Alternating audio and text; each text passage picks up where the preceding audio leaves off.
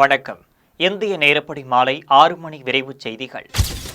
தொழிலதிபர் தீபக் கோத்தாரியிடம் 60 கோடியே 40 லட்சம் ரூபாயை கடனாக பெற்று திரும்பிக் கொடுக்காமல் ஏமாற்றியது தொடர்பாக நடிகை ஷில்பா ஷெட்டி, அவர் கணவர் ராஜ் குந்தித்ரா ஆகியோர் மீது மும்பை காவல்துறையின் பொருளாதார குற்றப்பிரிவு வழக்கு பதிவு செய்துள்ளது. பெஸ்ட் டீல் டிவி நிறுவனத்திற்காக கடனாகவும் முதலீடாகவும் பெற்ற அந்த தொகையை திருப்பி தரவில்லை என கூறி தீபக் கோத்தாரி மும்பை காவல்துறையிடம் புகார் அளித்துள்ளார். இதையடுத்து ஷில்பா ஷெட்டி மீது வழக்கு பதிவு செய்யப்பட்டுள்ளது. இசைஞானி இளையராஜாவை பாஜக மாநில தலைவர் நயினார் நாகேந்திரன் சந்தித்து வாழ்த்து பெற்றுள்ளார். இதுகுறித்து சமூக வலைதளத்தில் அவர் வெளியிட்டுள்ள பதிவில், இளையராஜாவை அவரது ஒளிப்பதிவு கூடத்தில் சந்தித்து வாழ்த்து பெற்றதாகவும் மண்டிலால் மகிழ்ச்சியடைந்ததாகவும் குறிப்பிட்டுள்ளார். மாமன்னன் ராஜேந்திர சோழனின் முப்பெரும் விழாவில் இளையராஜாவின் சிவனிசை மலையில் நனைந்து பாரத பிரதமர் தனது மெய்யுருகி ஆனந்தத்தில் கைத்தட்டி மகிழ்ந்தது நினைவில் நீங்கா பதிவாக உள்ளதாகவும் குறிப்பிட்டுள்ளார். டெல்லியை ஒட்டிய புறநகர் பகுதியான ஹரியானாவின் குரு கிராமத்தில் நேற்றிரவு முதல் கனமழை பெய்து வருகிறது. இதனால் நகரின் தாழ்வான பகுதிகளிலும் முதன்மையான சாலைகளிலும் குளம் போல் மழைநீர் தேங்கியுள்ளது. தேங்கிய நீரில் நீந்தியபடி மெதுவாக வாகனங்கள் சென்று வருகின்றன.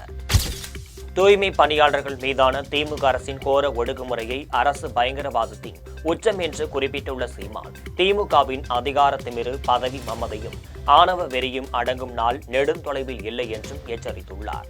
அவர் வெளியிட்டுள்ள அறிக்கையில், உங்களுடன் ஸ்டாலின் என்கின்றீர்களே, உழைக்கும் மக்களோடு நிற்க மறுத்து தனியார் முதலாளிக்கு எதற்கு மின்சாரம் வீசுகிறீர்கள் என்று வினாவியுள்ளார்.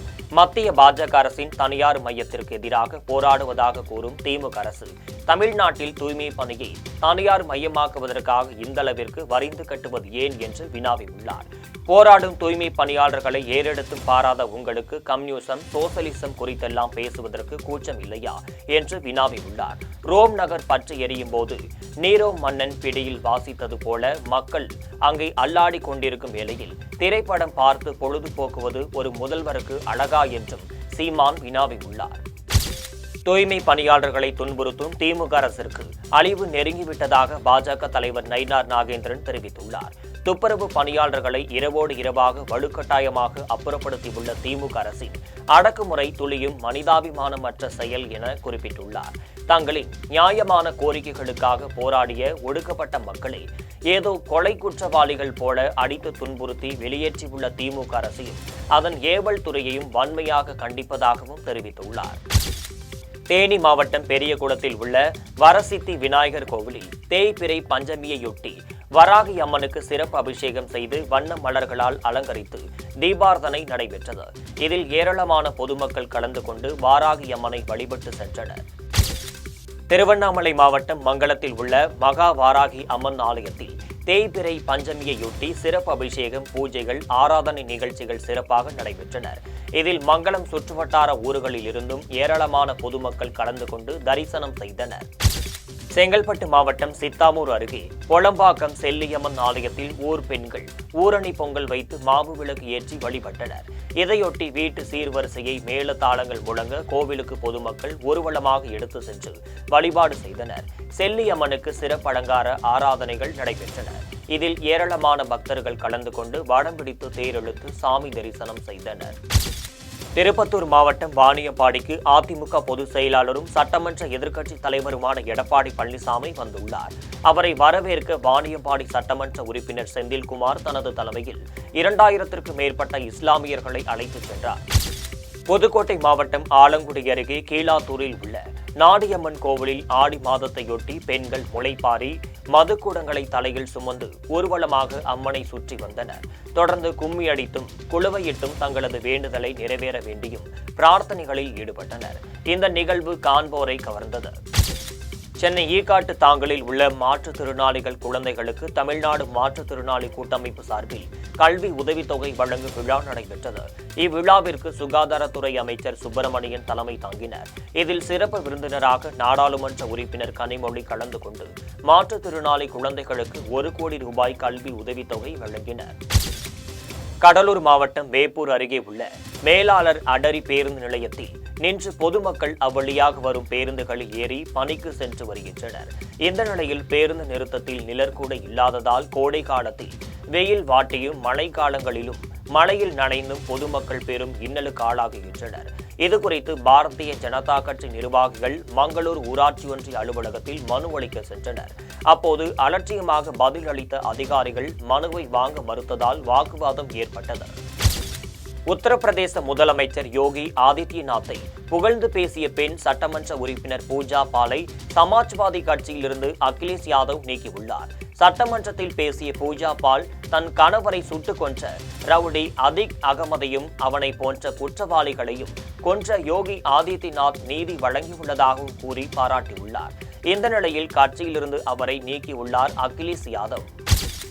ரேணுகா சுவாமியை கொன்ற வழக்கில் கன்னட நடிகை பவித்ரா கவுடாவை காவல்துறையினர் கைது செய்தனர். நடிகர் தர்சனின் காதலியான பவித்ரா கவுடாவிற்கு ரசிகரான ரேணுகா சுவாமி செல்பேசியில் ஆபாசமான செய்திகளை அனுப்பியதாக கூறப்படுகிறது. இதனால் ஆத்திரமடைந்த தர்சனும் அவர் ஆட்களும் ரேணுகா சுவாமியை கடத்திச் சென்று துன்புறுத்தி கொன்றதாகவும் குற்றம் சாட்டப்பட்டுள்ளது. இந்த வழக்கில் நடிகை பவித்ரா கவுடாவிற்கு கர்நாடக உயர்நீதிமன்றம் வழங்கிய பிணையை உச்சநீதிமன்றம் ரத்து செய்துவிட்டது. இதையடுத்து பெங்களூரில் காவல்துறையினர் பவித்ராவை கைது செய்து கொண்டு சென்றனர். தென்னிந்திய பகுதிகளில் மேல் ஒரு வளிமண்டல கீழடுக்கு சுழற்சி நிலவுகிறது.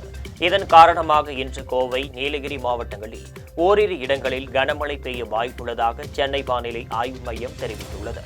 நாளை தமிழகத்தில் ஓரிரு இடங்களிலும், புதுச்சேரி, காரைக்கால் பகுதிகளிலும் லேசானது முதல் மிதமான மழை பெய்யக்கூடும் என குறிப்பிடப்பட்டுள்ளது. சென்னையில் 2 நாட்களுக்கு வானம் ஓரளவு மேகமூட்டத்துடன் காணப்படும் என்றும், நகரின் ஒரு சில பகுதிகளில் இடி மின்னலுடன் கூடிய லேசானது மழை பெய்யக்கூடும் என்று குறிப்பிடப்பட்டுள்ளது. திருவண்ணாமலை மாவட்ட ஆட்சியர் தர்பகராஜ் உங்களை தேடி உங்கள் ஊரில் திட்டம் தொடர்பாக ஆய்வு மேற்கொண்டார். மாவட்ட தொழில் மையம் மூலமாக தொழில் முனைவோர் திட்டத்தின் கீழ் கடன் உதவி பெற்று செயல்பட்டு வரும் பல் மருத்துவமனையில் ஆய்வு மேற்கொண்டார். மகளிர் திட்டத்தின் சார்பாக ஜோதி விநாயகர் மகளிர் சுய உதவி குழுக்கள் மூலம் அப்பளம் தயாரிக்கும் பணிகளை பார்வையிட்டார். 79ஆம் ஆண்டு விடுதலை நாளையொட்டி பொதுமக்கள் அதிகம் கூடும் பேருந்து நிலையம், ரயில் நிலையம், வணிக வளாகம் ஆகியவற்றில் காவல்துறையினர் தீவிர கண்காணிப்பு பணியில் ஈடுபட்டனர். நாகர்கோவில் சந்திப்பு ரயில் நிலையத்தில் ரயில்வே காவல்துறையினர், ரயில்வே பாதுகாப்பு படையினர் இணைந்து ஓப்பனாய் கரூரில் போதைப் பொருள் இல்லா தமிழ்நாட்டை உருவாக்கும் என்ற தலைப்பில் விழிப்புணர்வு பேரணியை மாவட்ட ஆட்சியர் தங்கவேல், காவல் கண்காணிப்பாளர் ஜோஸ் தங்கையா ஆகியோர் கொடியசைத்து தொடங்கி வைத்தனர். இதனைத் தொடர்ந்து போதைப் பொருள் இல்லா தமிழ்நாடாக மாற்றுவோம் எனும் வாசகத்தை முன்னிறுத்தி மாநில அளவிலான பேருந்திரள் உறுதிமொழி ஏற்பு நிகழ்ச்சி நடைபெற்றது. கோட்டாட்சியர் அலுவலகம் அருகில் தொடங்கிய பேரணியில் வள்ளுவர் கலை அறிவியல் கல்லூரி மாணவ மாணவிகள் கலந்து கொண்டு போதை ஒழிப்பு விழிப்புணர்வு பதாகைகளை கையில் ஏந்தியவாறு சென்றனர். இந்நிகழ்ச்சியில் மதுவிலக்கு பிரிவு காவல்துறையினர், கல்லூரி தாளாளர் செங்குட்டுவன் ஆகியோர் கலந்து கொண்டனர். தஞ்சாவூர் மாவட்டத்தில் ஹெல்மெட் அணிந்து இருசக்கர வாகனம் ஓட்டி வந்த பெண்களை நிறுத்திய ரஜினி சாயலில் உள்ள துணை நடிகர் சோமு பெண்கள் மத்தியில் ரஜினியின் பஞ்ச் டைலாக்கை பேசி ஹெல்மெட் குறித்து விழிப்புணர்வை ஏற்படுத்தினர். ரஜினி நடித்த கூலி படத்தை காண உங்கள் ஒவ்வொருவருக்கும் 4 டிக்கெட்டுகள் என கூறி பரிசாக வழங்கி அசத்தியதோடு ஒவ்வொருவருக்கும் தலா 1 லிட்டர் பெட்ரோல் விலையில்லாமலும் வழங்கப்படும் என கூறி பெண்களை ஆச்சரியப்படுத்தியுள்ளார். கடலூர் மாவட்டம் மங்களூரிலும் சிறுபாக்கத்திலும் ஆபரேஷன் சிந்தூர் வெற்றிக்கு போராடிய ராணுவ வீரர்களுக்கு மரியாதை செலுத்தும் வகையிலும், விடுதலை நாளை முன்னிட்டு தேசப்பற்றை வலியுறுத்தும் வகையிலும் மூவர்ண கொடி பேரணி நடைபெற்றது. மங்களூர் ஒன்றிய பாஜக தலைவர் சசிகுமார் தலைமையில் நடைபெற்ற பேரணியில் பாஜக மாவட்ட செயலாளர்கள் சிலம்பரசன், நாகராஜன், குமரேசன், பொன் கொளஞ்சி ஆகியோர் கலந்து கொண்டனர். கடலூர் மாநகராட்சியில் சிட்டி கிளீன் என்ற தனியார் நிறுவனத்தின் கீழ் தூய்மை பணிகளை மேற்கொண்டு வருகின்றனர். இந்த நிலையில் மாநகராட்சியில் தூய்மை பணியாளர்களுக்கு 3 மாதங்களாக ஊதியம் வழங்கவில்லை. 3 மாத ஊதியத்தை உடனடியாக வழங்க கோரி மாநகராட்சி அலுவலகத்தை முற்றுகையிட்டு தூய்மை பணியாளர்கள் போராட்டம் நடத்தினர். கள்ளக்குறிச்சி மாவட்டம் உளுந்தூர்பேட்டையில் தந்தை உயிரிழந்த நிலையில் தாய் கூலி வேலைக்கு சென்றதால் 12ஆம் வகுப்பு மாணவி வீட்டில் தனியாக இருந்துள்ளார். இதை அறிந்த அதே ஊரைச் சேர்ந்த 3 குழந்தைகளின் தந்தையான கூலி தொழிலாளி மாணவியின் வீட்டிற்குள் புகுந்து வலுக்கட்டாயமாக தூக்கிக் கொண்டு அவரது வீட்டில் வைத்து பாலியல் வன்கொடுமை செய்துள்ளார். இதுகுறித்து மாணவி உளுந்தூர்பேட்டை மகளிர் காவல் நிலையத்தில் புகார் அளித்தார். அதன் பெயரில் போக்சோ சட்டத்தில் வழக்கு பதிந்த காவல்துறையினர் சத்தியமூர்த்தியை கைது செய்து நீதிபதி முன்பு நிறுத்தி சிறையில் அடைத்தனர். புதுச்சேரி மாநிலம் காரைக்காலில் நாட்டின் 79வது விடுதலை நாளையொட்டி காரை உயிர்த்துளை அமைப்பினர் அரசு பொது மருத்துவமனையில் இரத்த தானம் வழங்கினர்.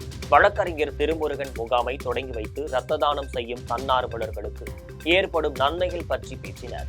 முகாமில் மதர் தெரசா செவிலியர் கல்லூரியின் பொறுப்பு முதல்வர் ஜெயபாரதி, காரை உயிர்த்துளை அமைப்பின் ஒருங்கிணைப்பாளர் பக்கிரிசாமி ஆகியோர் கலந்து கொண்டனர். ராமநாதபுரம் ஜெகன் திரையரங்கில் இன்று 9 மணிக்கு ரஜினிகாந்த் நடித்த கூலி திரைப்படம் ஆதரவின்றி வெளியானது. முன்பெல்லாம் ரசிகர்கள் மிகப்பெரிய கட் அவுட் வைத்து பாலாபிஷேகம் செய்து பொதுமக்களுக்கு இனிப்பு வழங்கி பட்டாசு வெடித்து ஆரவாரத்துடன் படம் பார்க்க வருவார்கள். இப்போது டிக்கெட் 400 ரூபாயாக உயர்த்தப்பட்டதால் மிகவும் குறைந்த எண்ணிக்கையில் மதிய காட்சிக்கு ரசிகர்கள் வந்திருந்தனர். இத்திரைப்படத்தில் அமீர்கான், நாகார்ஜுனா ஆகியோரும் நடித்துள்ளனர். இதுவரைக்கும் உள்ள படத்திலேயே வித்தியாசமான படம். இது எப்படி நல்ல சில்வர் ஜூப்ளி வரும் என்று எங்களுடைய தமிழ்நாடுடைய ரசிகர்கள் கூட ரொம்ப விரும்புகிறோம். இது நல்லா வெற்றிகரமாக இருக்கணும்னு சொல்லி நாங்கள் ஆண்டவனை பிரார்த்திக்கிறோம். செங்கல்பட்டு மாவட்டம் புதுப்பட்டினம் மற்றும் அதனை சுற்றியுள்ள ஊர்களில் மக்கள் புதுப்பட்டினம் கிழக்கு கடற்கரை சாலையில் வந்துதான் பேருந்து ஏறி பயணம் செய்ய வேண்டும்.